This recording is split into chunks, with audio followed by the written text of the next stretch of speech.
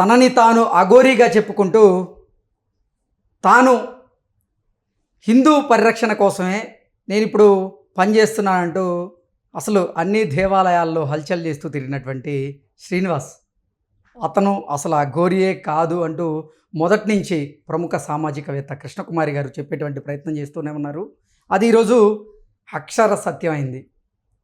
అసలు శ్రీనివాస్ అఘోరియే కాదు, అంగం తనకి ఇన్ఫెక్షన్ అవ్వడం వల్లే దాన్ని తొలగించుకున్నారనేటువంటి పక్కా ఆధారం అయితే ప్రస్తుతం మా దగ్గర ఉంది.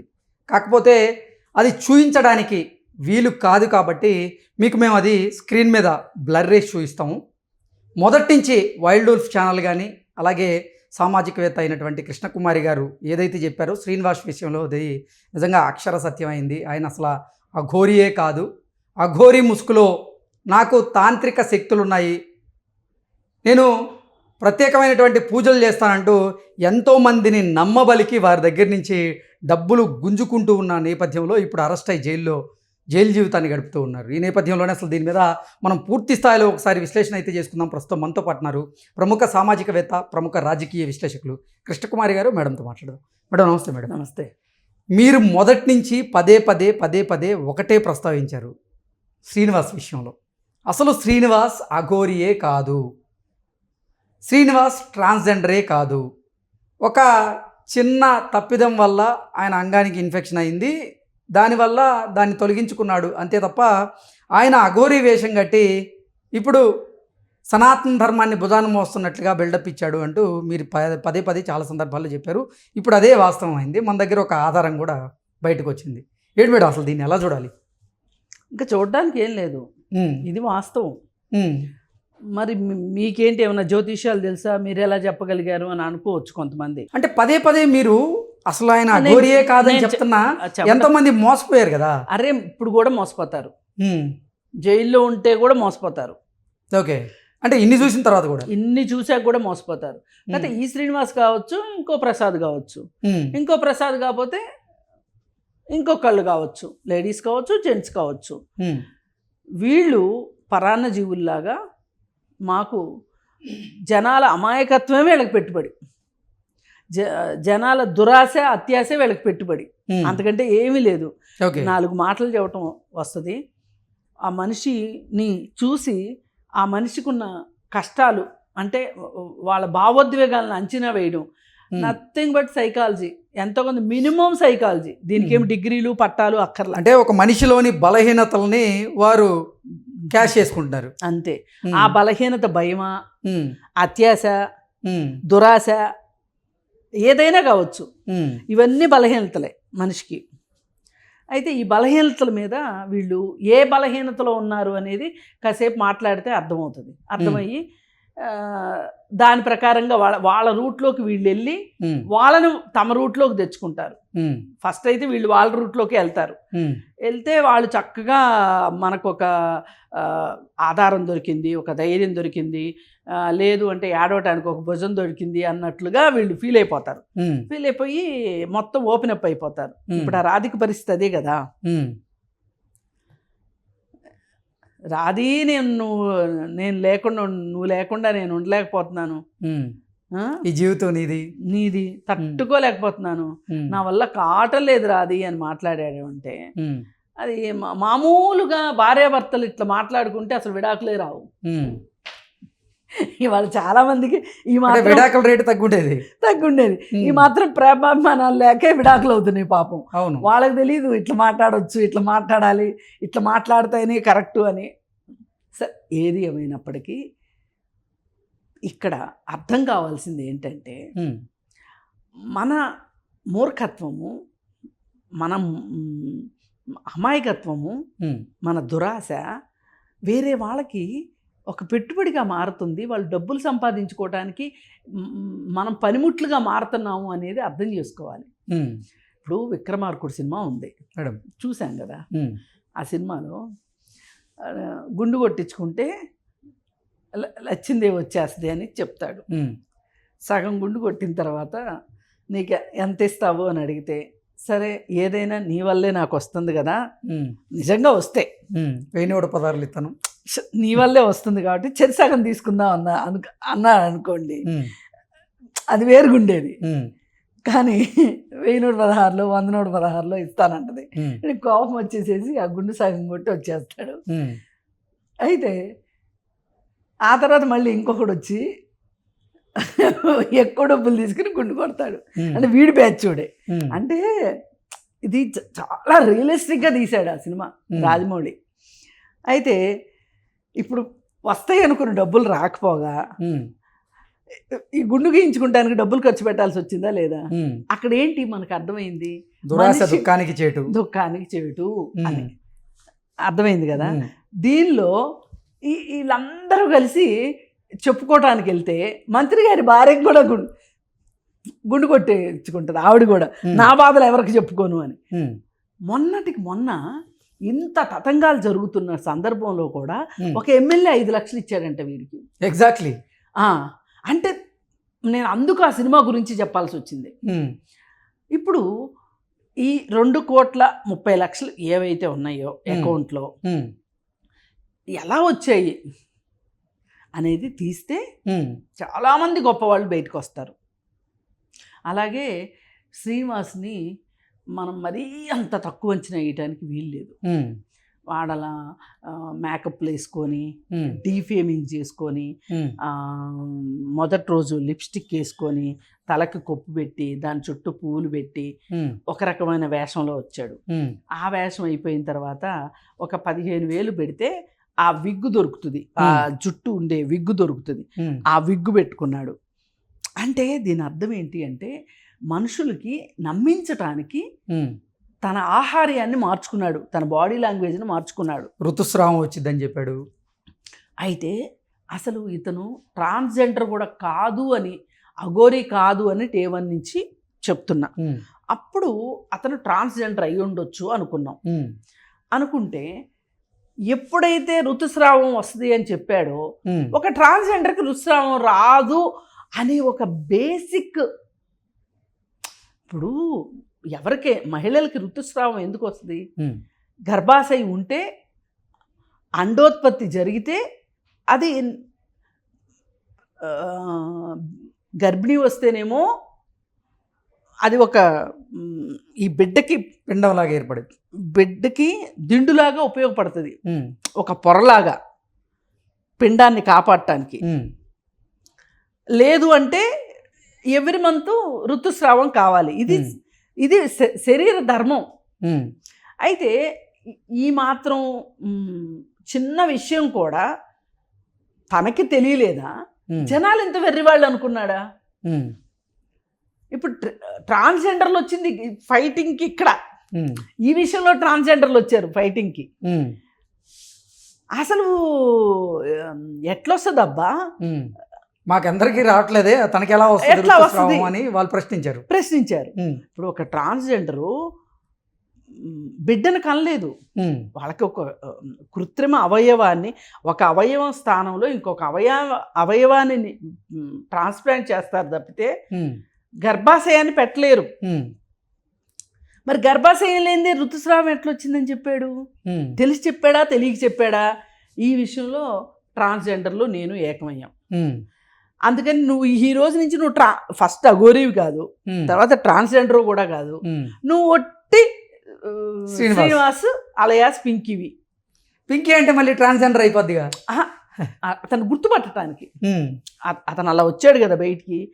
ఇంకా కొన్ని రోజులు పోయిన తర్వాత 420 శ్రీనివాసు, కిలాడి శ్రీనివాసు, ఇలా వాటికి చాలా బిరుదులు వచ్చేసినాయి. ఏది ఏమైనప్పటికీ నేను చెప్పదలుచుకున్నది ఏంటంటే, ఎవరైతే ఈ వీడియో చూస్తారో వాళ్ళు అసలు మనలాంటి మనిషికి, వాళ్ళు మన పక్కనే ఉన్న ఒక మనిషికి మహిమలు ఉంటాయని మీరు ఎలా అనుకుంటారు? ఇంత మూఢనమ్మకం మీరుంటే మీకు అసలు ఎదుగుదల ఎలా ఉంటుంది? మీకు ఆ మూఢనమ్మకాలు ఉన్నాయి కాబట్టి, మీ తెలివితేటలకి అవి అడ్డుపడుతున్నాయి కాబట్టి మీరు ఇలాంటి చిలక జ్యోతిష్యాలని, చెట్టు కింద జ్యోతిష్యాలని, లేదు ఇలాంటి శ్రీనివాసులు చెప్పే పూజలు, అలాగే అవేవో రైస్ పుల్లింగ్ చెంబులు, ఇవన్నీ మీరు నమ్ముతున్నారు అంటే అర్థం ఏంటి అంటే మీ తెలివితేటల మీద మీకు నమ్మకం లేక. ఆ ఒక్కటి అడక్కని ఒక సినిమా వచ్చింది, గుర్తుందా మీకు? రాజేంద్ర ప్రసాద్ది. అవును. నువ్వు సంవత్సరం తర్వాత రాజాదిరాజు అవుతావని చెప్తాడు. వీడు సంవత్సరం పాటు సంవత్సరం తర్వాత నేను రాజును అవుతాను, అప్పుడే నీకు పెళ్లి చేస్తానంటాడు చెల్లికి. చివరిలో చెప్పింది ఏంటి అంటే, నేను రాజును అవ్వాలి అనుకుంటే నువ్వు పని చేస్తే కదా రాజు అవుతావు. రాజు అంటే ఇన్ ద మీన్స్ రాజ్యాలు వచ్చేస్తాయి అని కాదు. కింగ్ అంటే నీకు నువ్వు కింగ్వి. ఎప్పుడు కింగ్ అవుతావు? నువ్వు నీ సామర్థ్యంతో నువ్వు కింగ్ అవుతావు. ఇట్లా మనకి మూఢనమ్మకాల గురించి చెప్పడానికి చాలా సినిమాలు వస్తున్నప్పటికీ కానీ మనం మట్టుకు ఆ మూఢనమ్మకాల్లోనే బతుకుతున్నాం.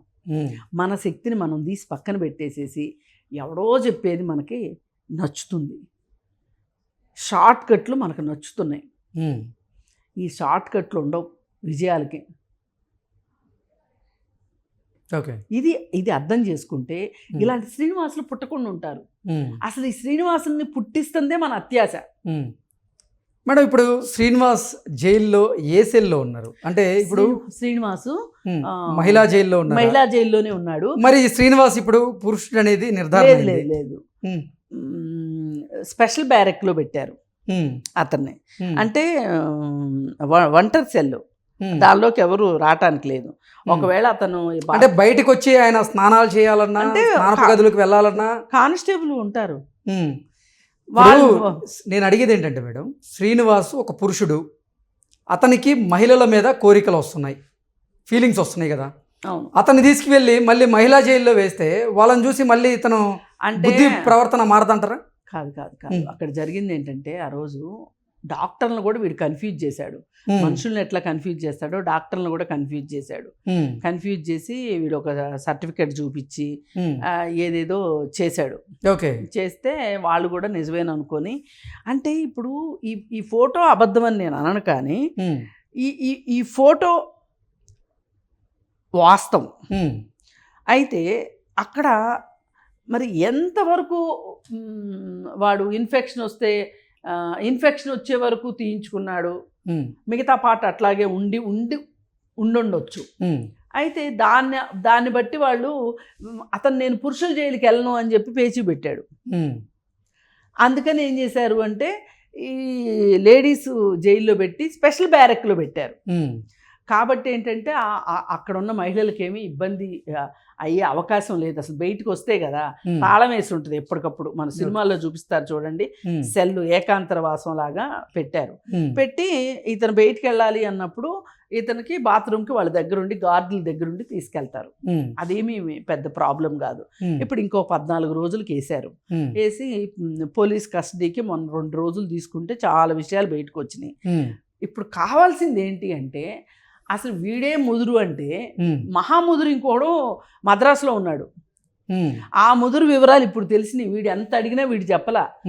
ఎట్లా తెలిసింది ఆ స్టోరీ, ఎట్లా బయటకు వచ్చింది అంటే, ఈ కారు నాది అంటున్నాడు. ఈ కారుకు సంబంధించి కారు ఎవరిది, ఓనర్ ఎవరు అనే దానికోసం చూస్తే అది మద్రాసులో ఒక రాజకీయ నాయకుడు కారు అని తేలింది. అతను అక్కడ ఒక ఆశ్రమం నడుపుతున్నాడు. ఆ ఆశ్రమంలో ఉన్నాడు వీడు.